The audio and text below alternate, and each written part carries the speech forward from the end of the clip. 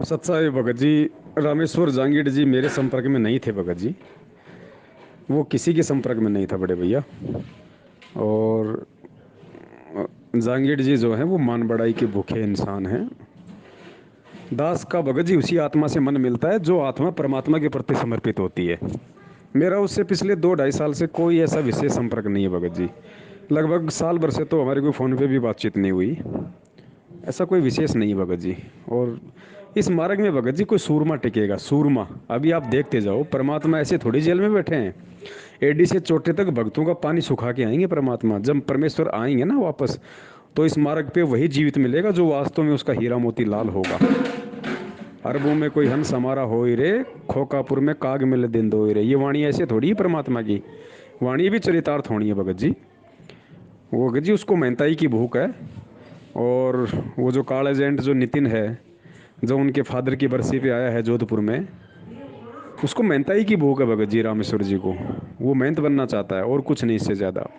और परमात्मा सबकी इच्छा पूरी करेंगे।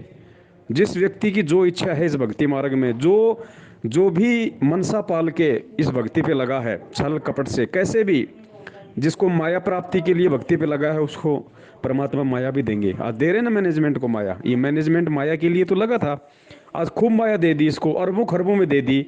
लेकिन साथ में चैन 1 सेकंड का नहीं दिया परमात्मा ने। चैन 1 सेकंड का नहीं दिया, और मरने के बाद में नरक। तो और रामेश्वर जी जैसों को भगत जी मेहनत पढ़ने की इच्छा थी, तो परमात्मा ने कुछ भी माध्यम बनाया, उनको मेहनत पना भी मिल जाएगा। अब उस काल एजेंट नितिन के द्वारा ये भी अपने कर्म फोड़ लेगा थोड़े बहुत दिन, फिर क्या करेगा? फिर क्या करेगा? पिया का घर तो एक ही है भगत जी। पिया का घर तो एक ही है। लुट पिट के आना पड़ेगा वहीं पे। और सौभाग्य उन आत्माओं का जो टिकी रहेंगी गुरु जी के आने तक, उनका इतिहास में नाम होगा भाई। इतिहास में नाम। ऐसे ही थोड़े ना कोई परमात्मा प्राप्ति होती है। बहुत कुछ सहन करना पड़ता है, बहुत संघर्ष करना पड़ता है। अरे आज आप और हमने तो संघर्ष किया ही क्या है, हम तो संघर्ष का सह भी नहीं जानते। संघर्ष का सह जानना है तो कभी सम्मान की कथा पे ध्यान दो। अपने इकलौते बच्चे की गर्दन, जिस समय ना इतना सत्संग सुना करता था वो, ना कभी परमात्मा इतना उससे मिला करते थे, ना टीवी मोबाइल रेडियो थे जो 24 घंटे भक्तों के संपर्क में रहो, ना सोशल मीडिया थी।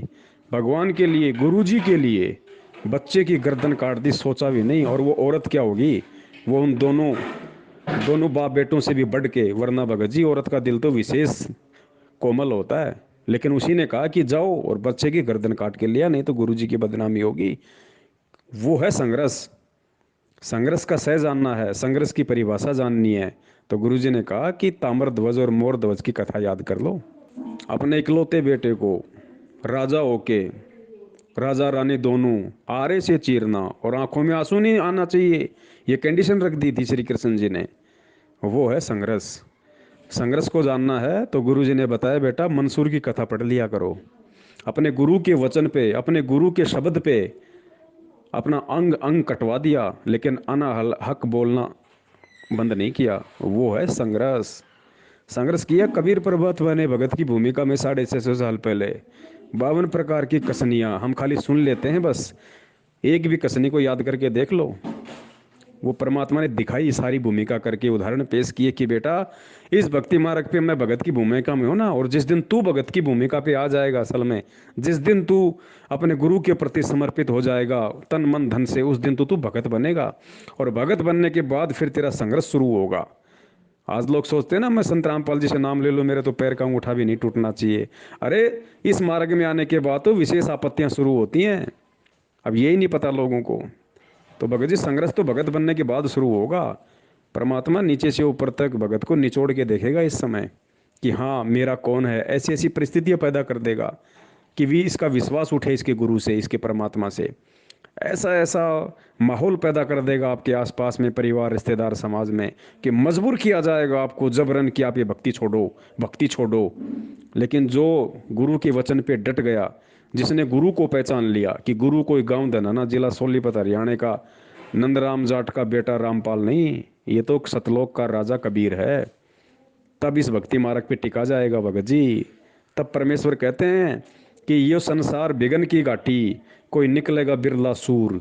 कोई बिरला सूरवीर होगा जो इस मार्ग को समझ के इस मार्ग पे टिका रह के, ज्ञान को आधार बना के, सतगुरु को अपना सब कुछ मान के टिका रहेगा। अभी तो डर जाओ भगत जी, परमात्मा ने और अगर 2-4 साल लगा दी तो आपको इक्का दुक्का भगत दिखाई देगा, इक्का दुक्का भगत। और जितने भी जो आज ही उछल रहे हैं अपने आप को बहुत समर्पित मान के चल रहे हैं, और जो मैनेजमेंट के पीछे हैं, क्योंकि मैनेजमेंट के पीछे आप तब तक ही रह सकते हो जब तक आपकी बैटरी चार्ज है। जिस दिन बैटरी समाप्त हो गई उस दिन आप ना मैनेजमेंट के पीछे रह पाओगे ना परमात्मा के पीछे रह पाओगे। इसलिए परमात्मा ने एकमात्र साध संगति, सत्सेवकों के साथ जो साध संगति है, लाइव संघ का समाधान है, इसी को परमात्मा ने एक माध्यम चुना है। अगर कोई गुरु जी के आने तक भक्ति मार्ग पे शेष रह सकता है तो केवल सत्सेवकों की संगति के साथ रह सकता है, क्योंकि सत्सेवकों के साथ परमात्मा है, सत्सेवकों के साथ गुरु जी है। सत्सेवकों को मान बढ़ाई नहीं है, उनको महंता ही नहीं चाहिए, उनको गुरु पद नहीं चाहिए, उनको माया नहीं चाहिए। सतगुरु को केवल, सत्सेवकों को केवल सतगुरु चाहिए, सतगुरु। और जिसको सतगुरु चाहिएगा ना, फिर चाहे धरती इधर से उधर हो जाए, वो इस मार्ग को नहीं भूलेगा। इस गुरु जी के चरणों से ध्यान नहीं हटा सकती वो आत्मा। तो भगत जी, रामेश्वर जी जैसों को जो चाहिए था परमात्मा ने उनको भी दे दिया। और सत्सेवक पद पे रह के अगर किसी की ऐसी कोई इच्छा होगी तो परमात्मा उसको भी देंगे, लेकिन मोक्ष नहीं देंगे। और मोक्ष नहीं मिला तो फिर अगला जन्म सूअर का, गधे का, गधे का भी नहीं मिला, सूअर का भी नहीं मिला, और मानव जन्म मिलते गए।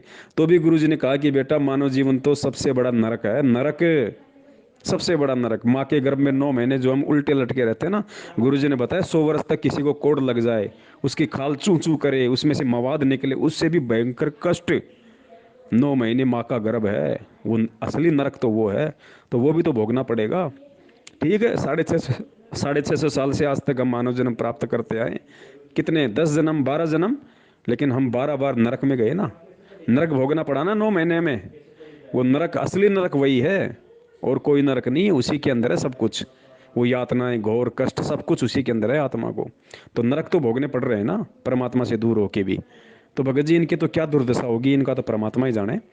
लेकिन जो सच्चा सूरवीर होगा ना, भगत जी सतलोक है। इसलिए गुरु जी बार बार कहते हैं बरवाड़े का बस स्टैंड नहीं है भाई कि चक्री काट के आ गए, ये कोई खाला का घर नहीं है सतलोक जाना। इसके लिए तो भगत जी तपना पड़ेगा, तपना, तपाएगा परमात्मा। और जो तप गया वो सतगुरु का, गुरु जी की वाणी है, मुझे ध्यान नहीं आ रही, परमात्मा उसमें कहते हैं कि चिमटा आग में गर्म करके और मैं अपने भगत की चमड़ी उधेड़ूंगा। चिमटे को आग में गर्म करके लाल करके फिर मेरे भगत की चमड़ी को पकड़ूंगा उस चिमटे से, और जो चूं तक नहीं करेगा ये सोच के कि मेरा बाप मेरी खाल उधेड़ रहा है, मेरे भले के लिए उधेड़ रहा है, वो भगत इस मार्ग पे टिकेगा। भगत जी वो टिकेगा इस मार्ग पे। इंतजार करो, जिसको जैसा चाहिए परमात्मा उसको वैसा देंगे। भाई हमें तो सतगुरु चाहिए, हमें तो भगवान चाहिए, और वो हमें मिल गया, हमें तो जीवित ही मिल गया, हमें आगे की आस ही नहीं। बस हमें हमारा गुरु मिल गया, हमारा गुरु ही हमारा सतलोक है, हमारा गुरु ही हमारा सब कुछ है। हमारा बाप माँ बहन भाई पैसा संपत्ति घोड़े गाड़ी सब कुछ हमारा गुरु है, सुख दुख सब कुछ। इससे ज़्यादा हमें कुछ नहीं चाहिए। अब उसकी मौज वो हमें कब सतलोक लेके जाएगा कब नहीं लेके जाएगा, हमने तो आज ही उनके चरणों में बैठ के अपना सतलोक प्राप्त कर लिया। सत साहिब जय हो बंदी छोड़ की। और कहते हैं फिर मत सुनना इस मन शैतान की, यो चौकस गाल है घेरी। इस उपदेश के लेने के बाद आपके मन में ना जाने कितने खरपतवार पैदा करेगा ये मन, और इस नाम से दूर करने की भरसक कोशिश होगी। लेकिन कहते इस मन शैतान की फिर मत सुनना, सतगुरु के वचन के ऊपर पूरा दृढ़ विश्वास रखना। तन मन शीस ईस अपने पे, तन मन शीस ईस अपने पे, पहले में चोट चढ़ावे जब कोई राम भक्त गत पावे हो जी, जब कोई राम भक्त गत पावे हो जी। तन मन शीस ईस अपने पे, तन मन शीस ईस अपने पे, पहले में चोट चढ़ावे जब कोई राम भक्त गत पावे हो जी, जब कोई राम भगत गत पावे हो जी। भाई सतगुरु तिलक अजप्पा माला, युक्त जटा रखवावे। सतगुरु तिलक अजप्पा माला, युक्त जटा रखवावे, जत को पीन सत का चोला, भीतर बेख बनावे। जब कोई राम भगत गत पावे हो जी, जब कोई राम भगत गत पावे हो जी। भाई लोक लाज मर्याद जगत की, तृण ज्यों तोड़े बगावे। लोक लाज